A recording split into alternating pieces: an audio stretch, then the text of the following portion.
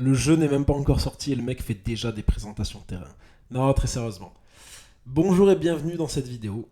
Et pourquoi cette vidéo? Première raison, on va dire, pour le plaisir des yeux. Et de voir des beaux champs de bataille mis en scène et pour donner de l'inspiration pour vos futures parties. C'est important. Mais surtout pour mettre un petit point de vigilance sur quelque chose. Mais pendant que j'ai parlé, je vais laisser s'afficher les champs de bataille. Si un en particulier vous intéresse, vous faites pause. Autrement, je vais défiler au fur et à mesure. Donc en prenant en compte les différents avis sur les groupes Facebook et après avoir parlé avec ceux qui avaient déjà reçu le jeu en avance, on remarque que si c'est clair pour les personnages, c'est pas forcément le cas pour les décors. Et je parle des schémas, des petits guides pour monter les décors.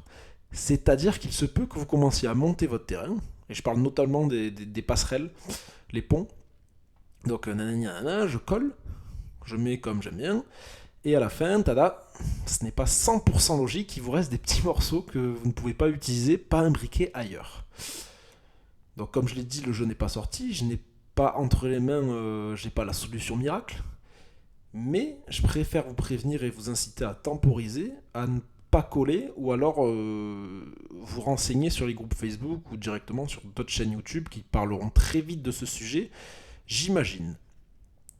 Voilà, donc vous pouvez voir que les terrains sont disposés de différentes manières, avec ou pas des éléments de décor de la boîte de base, et je pense que c'est important de le souligner, parce que plus tard, je pense qu'il y aura des codes de champ de bataille à respecter pour les tournois, avec un certain nombre de couverts, enfin de décors pour les couverts à mettre, pour ne pas avantager ou désavantager certaines teams qui en tirent avantage, ou alors qui sont totalement désavantagées.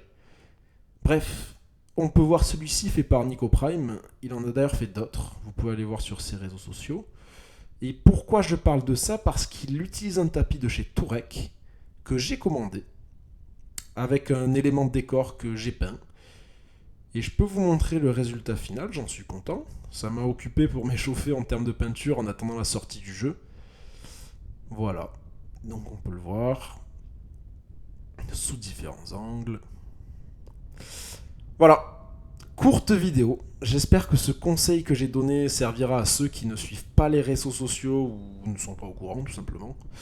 Sur ce, je vous souhaite, d'ici quelques jours lors de la sortie, bon jeu.